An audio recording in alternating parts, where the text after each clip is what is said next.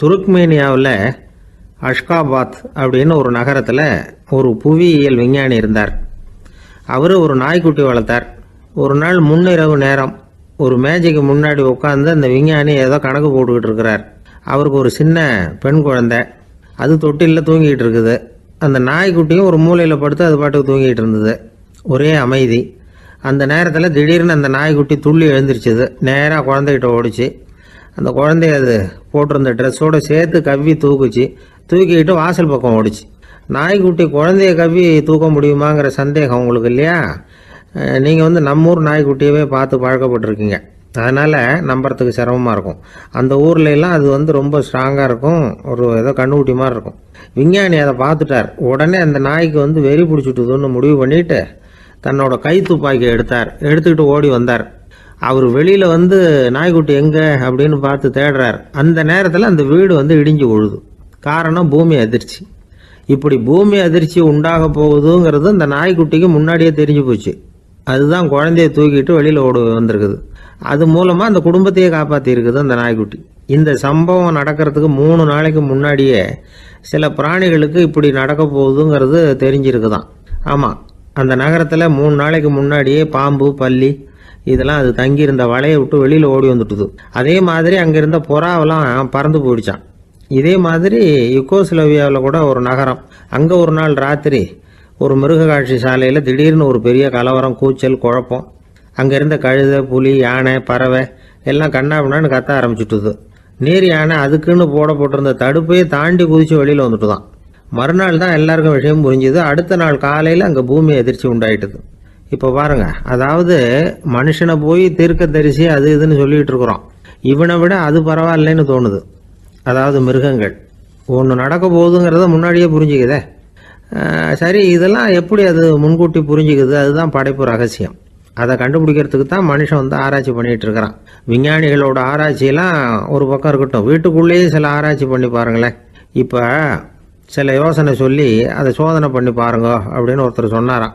அதாவது இப்போ மழை வருமா வராதா அப்படின்னு தெரிஞ்சுக்கணுமா, உடனே ஒரு பூனைக்குட்டி பின்னாடியே மெதுவாக போய் அது என்ன செய்யுதுன்னு கவனித்து பார்க்கணும். பூனைக்குட்டி தன்னோட பாதத்தினால சுகத்தில் அப்படி கீறிக்கிட்டு இருக்கும். அப்படி கீறினா கண்டிப்பாக மழை வரும். சில சமயம் பூனைக்குட்டி அப்படி மல்லாந்து படுத்துக்கிட்டு பாதத்தை உயர தூக்கும், அப்படியும் எப்படியும் புரளும். இப்படி செஞ்சதுன்னா அன்னைக்கும் மழை இருக்காது. அதனால் முன்னாடி இருந்தது மழை வர்றதுக்கு அறிகுறி, இது மழை இல்லைங்கிறதுக்கு அறிகுறி. பறவைகள், பிராணிகள் இதுகளோட நடவடிக்கைகளை பார்த்துட்டு அதையெல்லாம் அடிப்படையாக வச்சு தான் காலநிலையை கண்டுபிடிக்கிற கருவிகளை கண்டுபிடிச்சிருக்கிறாங்க. வாத்து இருக்குல்ல, சில சமயம் தன்னோட அழகை தன்னோட இறகுகளில் அப்படியே புதைச்சிக்கும். அப்படி செஞ்சால் குளிர்காலம் வரப்போகுதுன்னு அர்த்தம். பருவநிலை குளிராக மாறப்போகுதுங்கிறதுக்கு இதுதான் அறிகுறி. சிட்டுக்குருவி இருக்குதுல்ல, அதெல்லாம் புழுதியில் உழுந்து புரளும்.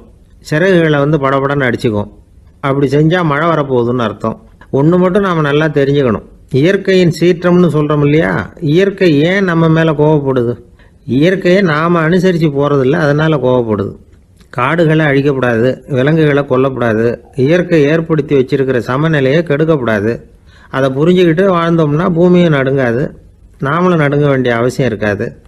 ஒருத்தர் இருந்தார், சாராய கடைக்கு போனாராம், நிறைய சாப்பிட்டார். அப்புறம் சொன்னார், இது ரொம்ப அற்புதமான சரக்கு போல இருக்கு. உள்ளே போன உடனே இந்த பூமியே நடுங்கிறது மாதிரி இருக்கு எனக்கு அப்படின்னாராம்.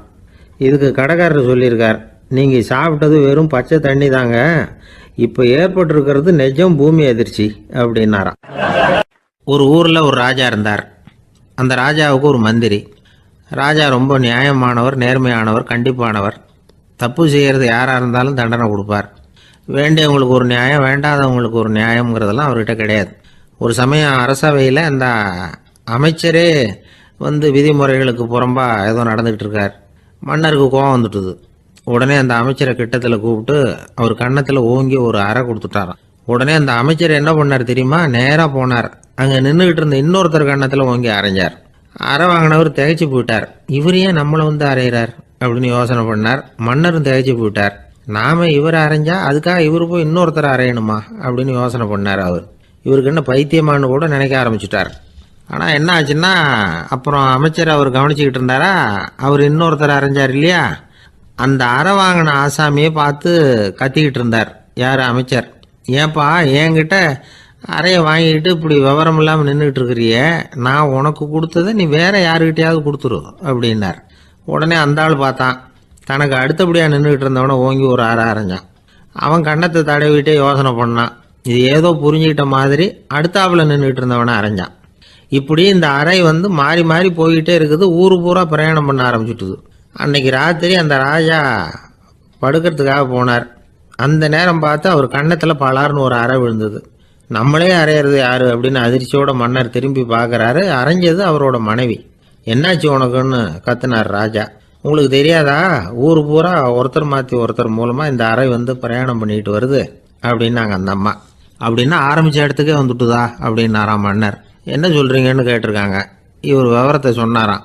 அப்படின்னா நீங்கள் ஆரம்பித்து வச்ச இந்த விளையாட்டை நான் முடிச்சு வச்சுட்டேன் அப்படின்னாங்களாம் அந்த அம்மா. மறுநாள் காலை மறுபடியும் அரசவை கூடிச்சு அந்த அமைச்சர் மன்னரை பார்த்து கேட்டார், என்ன மகாராஜா, என்கிட்ட கொடுத்ததை திருப்பி வாங்கிட்டீங்களா அப்படின்னாராம். இப்படி நடக்கும்னு நான் எதிர்பார்க்கவே இல்லைன்னார் மன்னர். ஆனால் நான் எதிர்பார்த்தேன். அது எங்கே போயிட போகுது, ஊர் பூரா சுற்றி கடைசியில் உங்ககிட்ட தான் சேரும் அப்படிங்கிறது எனக்கு தெரியும் அப்படின்னார் அமைச்சர். இந்த கதை வேடிக்கையாக இருந்தால் கூட இதில் உள்ள கருத்து முக்கியமானது. இந்த உலகத்தில் பல கருத்துக்கள் இப்படி தான் மாறி மாறி சுற்றி வந்துக்கிட்டே இருக்குது. நம்மளும் ஒருத்தன் தன்னுடைய நண்பன் ஒருத்தனை கடத்தரில் பார்த்தான். உடனே ஓடி போய் பலார்னு ஒரு அறை கொடுத்தானா. அவன் கன்னத்தை தடவிட்டு ஏன்டா என்ன அரைஞ்சேன்னு கேட்டிருக்கான். நீ ஏன்டா என்ன முட்டாள்னு என் மனைவிட்ட போய் சொன்னேன் அப்படின்ட்டுருக்கான் அவன். உன்னை ஒரு முட்டாள்னு சொன்னதுக்காகவா நீ என்ன அரைஞ்ச அப்படின்னு கேட்டிருக்கான் இவன். டேய், நான் அதுக்காக அறையலப்பா, அது ஒரு பெரிய ரகசியம். நான் முட்டாளுங்கிறது அந்த ரகசியத்தை நீ ஏன் எங்கள் வீட்டில் போய் சொன்னேன், அதுக்காக தான் அரைஞ்சேன் அப்படின்னு நானும் அவன். பக்தின்னு சொல்கிறோம் இல்லையா, அது 3 வகைப்படும் அப்படிங்கிறார் ஒரு பெரியவர். அது என்ன 3 வகைன்னா, தெய்வ பக்தி, அடியார்கள் பக்தி, குரு பக்தி. அடியார் பக்தியை விட தெய்வ பக்தியை விட குரு பக்தி தான் ரொம்பவும் சிறந்ததுங்கிறார் அவர். தெய்வத்துக்கிட்ட செஞ்ச பாவம் குருநாதர்கிட்ட தீர்ந்துருமா, குருநாதர்கிட்ட செஞ்ச பாவம் தெய்வத்துக்கிட்ட போனாலும் தீராதான். இப்படி பெரியவங்களாம் சொல்லி வச்சிருக்கிறாங்க. ஒரு காடு, அங்கே அயோத தௌமியர் அப்படின்னு ஒரு தபோதனர். அவர் பல மாணவர்களை ஒன்றா சேர்த்து ஒரு குருகுலம் நடத்திக்கிட்டு இருக்கிறார். பல தரப்பட்டவங்க பல திறப்பட்டவங்க மாணவர்கள் அதில் சேர்ந்து படிச்சுக்கிட்டு இருக்கிறாங்க. பாஞ்சால ராஜகுமாரன் ஒருத்தனும் அந்த குருகுலத்தில் சேர்ந்து படிச்சுக்கிட்டு இருக்கிறான். அவன் பேர் ஆருணி. பெரிய இடத்து புள்ள, இருந்தாலும் படுப்பில் ரொம்ப கெட்டிக்காரனாக இருந்தான். அவன் தான் அங்கே முதல் மாணவன். ஒரு நாள் குருநாதர் அந்த அரசகுமாரனை கூப்பிட்டார். நம்ம குருகுலத்துக்கு சொந்தமான வயலில் தண்ணீர் பெருகி வெள்ளம் பயிரை அழிக்குதான், அதனால் நீ போய் மடையை அடைச்சிட்டு வந்துரு அப்படின்னார். அந்த அரசகுமாரன் உடனே புறப்பட்டான். குருநாதர் சொல்லிட்டார்ல, உடனே புறப்பட்டான். நான் பெரிய இடத்து பிள்ளையாச்சே, ராஜகுமாரனாச்சே, ரொம்ப செல்வாக்கூட வளர்ந்தவனாச்சே, நான் போய் வயலில் இறங்கி வேலை செய்கிறதா அப்படின்னுலாம் அவன் நினைக்கல. குருநாதர் கட்டளையை நிறைவேற்ற வேண்டியது நம்ம கடமை அப்படின்னு நினச்சான். உடனே ஒரு மண்வெட்டியை தூக்கி தோளில் வச்சுக்கிட்டு புறப்பட்டு போயிட்டான். வயலுக்கு போனான். பார்த்தான், தண்ணி கரையை உடச்சிக்கிட்டு வயலுக்குள்ளே ஏகமாக பாஞ்சிக்கிட்டு இருக்குது. இவன் மண்வெட்டியால் களிமண்ணை புல்லோடு சேர்த்து புல் பத்த மாதிரி வெட்டி வெட்டி போட்டான். இருந்தாலும் மடையை அடைக்க முடியல. தண்ணி அதை மீறி வந்துக்கிட்டே இருக்குது. தண்ணி வேகமாக வயலுக்குள்ளே போய்கிட்டே இருக்குது. போடுற பத்தையெல்லாம் கரைஞ்சி கரைஞ்சி போயிட்டுருக்கு. இருந்தாலும் இவன் தன்னுடைய முயற்சியை கைவிடலை. வெட்டி வெட்டி போட்டுக்கிட்டே இருக்கிறான். காலையில் அங்கே போனவன் சாயந்தரம் வரைக்கும் இப்படி செஞ்சுக்கிட்டு இருக்கிறான். உடம்பும் மனசும் ரொம்பவும் சோர்ந்து போச்சு. இருந்தாலும் குருநாதர் இட்ட கட்டளையை நிறைவேற்றாமல் இருக்கிறோமேங்கிற ஒரு குறை அவனுக்கு இருக்குது. குரு கட்டளையை நிறைவேற்றாத நான் இன்னமும் இருக்கணுமா அப்படின்னு யோசனை பண்ண ஆரம்பிச்சிட்டான். என்ன செய்யலாம்னு பார்த்தான். நம்ம குருநாதர் இட்ட பணிக்காக இந்த உடம்பையே தியாகம் பண்ணலாம் அப்படின்னு முடிவு பண்ணான். தண்ணி பாயுதில் அதுக்கு குறுக்க விழுந்து அப்படியே மடையை அடைச்சிக்கிட்டு அப்படியே படுத்துட்டான். இது மற்றவங்களுக்கு தெரியாது. அன்னைக்கு ராத்திரி ஒரு விளக்கு முன்னாடி உட்காந்து குருநாதர் பிள்ளைங்களுக்கு பாடம் சொல்லி கொடுத்துக்கிட்டு இருக்கிறார். முதல் வரிசையில் இருக்கக்கூடிய ராஜகுமாரனை காணலை. நம்ம ஆருணி எங்கே போனா அப்படின்னு சொல்லி மற்ற மாணவர்களை விசாரித்தார். இப்போ அவங்க சொன்னாங்க, சுவாமி, அவன் காலையில் வயலுக்கு மடையை அடைக்கிறதுக்காக போனான், நீங்கள் தான் போக சொன்னீங்க, இன்னும் திரும்பி வரல அப்படின்னு அவர் பையன். குருநாதர் உடனே ஒரு தீவெட்டி எடுத்துக்கிட்டு மாணவர்களை அழைச்சிக்கிட்டு வயலுக்கு போனார். அங்கே போய் பார்த்தா ஆளை காணும். ஆருணி ஆருணின்னு சொல்லி சத்தம் போட்டு கூப்பிட்டு பார்க்குறார். நான் இங்கே இருக்கேன் குருநாதா அப்படின்னு காலுக்கு அடியிலேருந்து ஒரு சத்தம் வருது. குனிஞ்சு பார்த்தா அவன் மடையில் படுத்துருக்குறான். என்னப்பா இதுன்னார். காலையிலேருந்து இந்த மடையை அடைச்சி பார்த்தேன் சுவாமி, முடியல, அதனால் இப்படி குறுக்க படுத்துட்டேன். என்னை தாண்டறதுக்கு பயந்து போய் தண்ணியே தேங்கி நின்றுட்டுது அப்படின்னா. அவனுடைய குரு பக்தியையும் அவனை தாண்டறதுக்கு அஞ்சு நிற்கிற தண்ணி தேக்கத்தையும் பார்த்துட்டு எல்லாரும் ரொம்ப ஆச்சரியப்பட்டு போயிட்டாங்களாம். ஆருணி எழுந்திரிச்சு வா அப்படின்னு கூப்பிட்டாரான் குருநாதர். அவன் தண்ணீரை பொழந்துக்கிட்டு எழுந்திரிச்சு வந்தானான். அதனால் அவனுக்கு உத்தாலகன் அப்படின்னு ஒரு பேர். உத்தாலகன்னா தண்ணீரை பிளந்தவன் அர்த்தம். அந்த உத்தாலகன் மாதிரி இந்த காலத்து மாணவர்களுக்கும் குரு பக்தி வேணும் அப்படின்னு சொன்னோம் ஒரு பள்ளிக்கூடத்தில். உடனே நிறைய மாணவர்கள் எழுந்திரிச்சு நின்னாங்க. சார், நீங்கள் எங்களை இன்னமும் சரியாக புரிஞ்சுக்கலன்னு நினைக்கிறோம். அன்னைக்காவது ஒருத்தன் அப்படி இருந்தான், இன்றைக்கி ஏகப்பட்ட உத்தாலகர்கள் இருக்கிறோம். எங்கள் வாத்தியார் கட்டளை இட்டால் இப்போவே அது மாதிரி வயலுக்கு போய் மடையில் குறுக்கப்படுத்துக்கிறதுக்கு இந்த வகுப்பில் உள்ள அத்தனை பேரும் தயாராக இருக்கிறோம் அப்படின்னாங்க. அப்படியா அப்படின்னு சொல்லி கேட்டோம் ரொம்ப சந்தோஷமாக. ஒருத்தன் ரொம்ப அடக்கமாக எழுந்திரிச்சான். அப்புறம் சொன்னான், ஆமாம் சார், வகுப்பில் இவர் நடத்துகிற பாடத்தை கேட்டுக்கிட்டு இருக்கிறத விட பேசாமல் போய் மடையில் படுத்துடுறது ஒன்றும் கஷ்டமான காரியமாக இருக்காது. அதனால தான் எல்லாரும் அங்கே போகிறேன்னு சொல்கிறோம் அப்படிங்கிறான். ஒரு ஊரில் 4 நண்பர்கள் இருந்தாங்க. 4 பேரும் சோம்பேறிகள். 4 பேருக்கும் எந்த வேலையும் செய்யறதுக்கு உடம்பு வளையறதில்லை. இருந்தாலும் சோம்பேறித்தனத்தில் ஒருத்தருக்கு ஒருத்தர் கொஞ்சம் வித்தியாசம் உண்டு. அதுக்கு தகுந்த மாதிரி அவங்களுக்கு பேர் அமைஞ்சு போச்சு. ஒருத்தன் கால் சோம்பேறி, இன்னொருத்தன் அரை சோம்பேறி, அடுத்தவன் முக்கால் சோம்பேறி, கடைசி ஆள் முழு சோம்பேறி. இவங்க 4 பேரும் நண்பர்கள். அப்புறம் எப்படி காரியம் நடக்கும்? 4 பேரும் ஒரு வீதியில் அப்படியே நடந்து போய்கிட்டு இருக்கிறாங்க. நல்ல பசி. எங்கேயாவது சோறு போடுவாங்களா அப்படின்னு பார்த்துக்கிட்டே வந்தாங்க. அவங்க வந்த வழியில் ஒரு ரூபா காசு கிடந்தது தரையில். அவங்க கண்ணில் அது பட்டுது. ஆனாலும் அதை குனிஞ்சு எடுக்கணுமே, அதுக்கு சோம்பேறித்தனம். முழு சோம்பேறி பார்த்தான். பக்கத்தில் வந்துக்கிட்டு இருந்த முக்கால் சோம்பேறிக்கிட்ட சொன்னானா, டேய் அதை கொஞ்சம் குனிஞ்சு எடுறா அப்படின்னானா. அவன் என்ன பண்ணான் தெரியுமா? அதுக்கு அடுத்தபடியாக வந்த அரை சோம்பேறிக்கிட்ட சொன்னானா, டேய் நீ அதை கொஞ்சம் குனிஞ்சு எடுறா அப்படின்னானா. அவன் இவனோட மோசம், அடுத்தவங்ககிட்ட சொல்லியிருக்கிறான். அவனும் குனியறதுக்கு தயாராக இல்லை. ஆக கூடி கடைசியில் யாருமே காசை எடுக்கலை. என்னத்துக்கு அனாவசியமாக உடம்ப வளைச்சிக்கணும் அப்படின்னு எல்லாரும் பேசாமல் வந்துட்டாங்க. அவங்க பாட்டுக்கு நடந்து வந்துக்கிட்டே இருக்கிறாங்க. எதிரில் ஒருத்தன் வாழைப்பழத்தை வண்டியில் வச்சு தள்ளிக்கிட்டே வந்தான். ரூபாய்க்கு 4 பழம்னு கூவி விற்றுக்கிட்டே வர்றான். இப்போ அந்த முழு சோம்பேறி சொன்னானா, டேய் வழியில் கிடந்ததை 1 ரூபா, அதையாவது எடுத்துக்கிட்டு வந்திருந்தா இப்போ இந்த பழத்தை வாங்கி ஆளுக்கு ஒன்று சாப்பிடலாமே அப்படின்னானா. ஆமாம் சாப்பிட்ருக்கலாமே அப்படின்னாங்களாம் மற்றவங்களும். ஆனாலும் திரும்பி போய் அதை எடுக்கணும்னு யாருக்கும் தோணலை. பேசாமல் சோர்ந்து போய் நடந்து வந்தாங்களாம். இருட்டி போச்சு. வழியில் ஒரு கோவில். சரி இங்கேயே படுத்து தூங்குவோம் அப்படின்னா ஒருத்தன். அதுதான் சரின்னாங்க மற்றவங்களும். அப்படியே மண்டபத்தில் படுத்துட்டாங்க. கோவில் அர்ச்சகர் வேலையெல்லாம் முடிச்சு விட்டு வெளியில் வந்திருக்காரு. இவங்கள பார்த்தாராம். ஏன் இப்படி சோர்ந்து போய் கிடக்குறீங்க அப்படின்னு விசாரிச்சிருக்காரு. 2 நாளாச்சுங்க நாங்கள் சாப்பிட்டு அப்படின்னாங்களாம். அவர் உடனே ஐயோ பாவம் அப்படின்னு சொல்லி பானை, விறகு, அரிசி, தண்ணி எல்லாம் கொடுத்து நீங்களே சமையல் பண்ணி சாப்பிட்டுக்குங்க அப்படின்னு சொல்லிவிட்டு போயிட்டார். இந்த 4 பேருக்கும் சமையல் பண்ணி சாப்பிட்ணும்னு ஆசையாக தான் இருந்தது. ஆனால் அடுப்பு பற்ற வைக்கணுமே, அதுக்கு தீப்பெட்டி வேணுமே.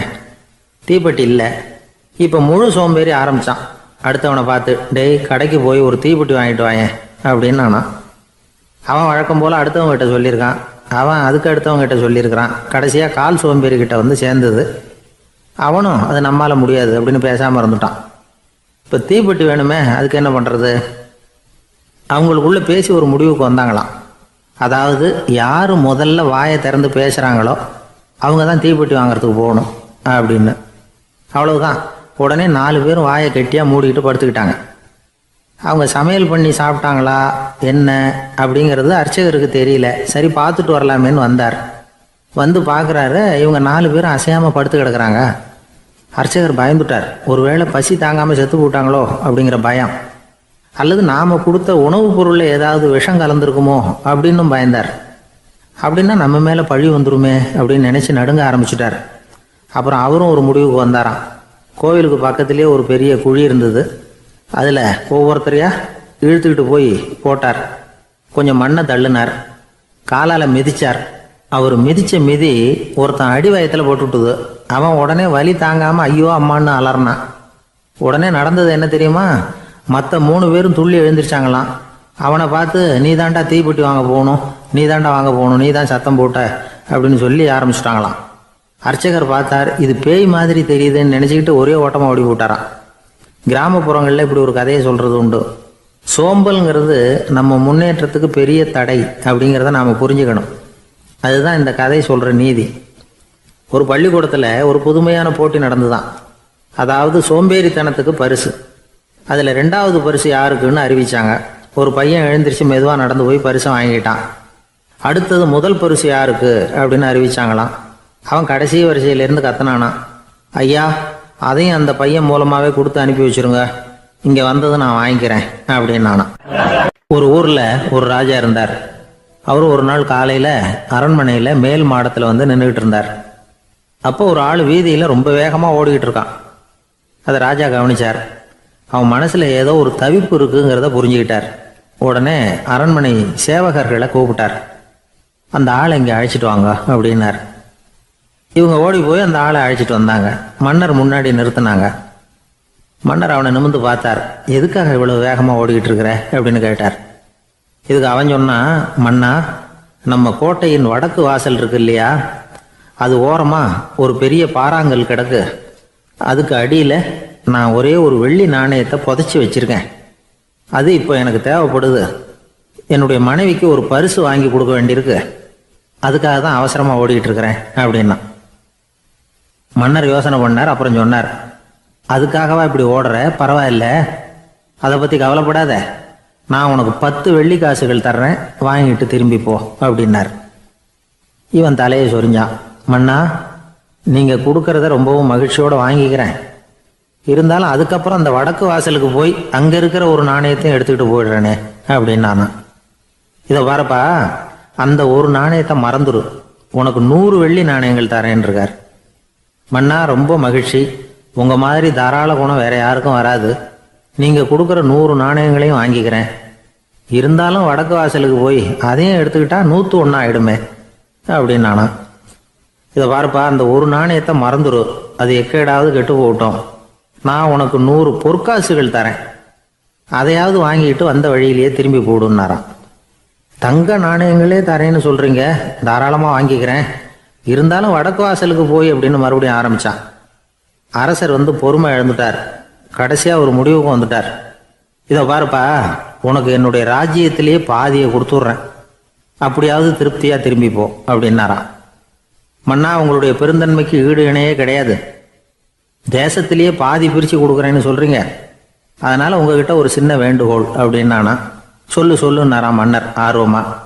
இவன் மெதுவாக ஆரம்பித்தான். அப்படி இந்த ராஜ்யத்தை 2ஆ பிரிக்கிறப்போ அந்த வடக்கு வாசல் இருக்கிற பக்கத்தை என்கிட்டயே கொடுத்துருங்கோ அப்படின்னானா. மன்னர் அசந்து போயிட்டார். இந்த கதை எதுக்காகன்னு கேட்டால், மனம்ங்கிறது ஒரு குரங்குங்கிறத புரிஞ்சுக்கிறதுக்காகத்தான். உன்னை பிடிச்சிக்கிட்டா லேசில் விடாது.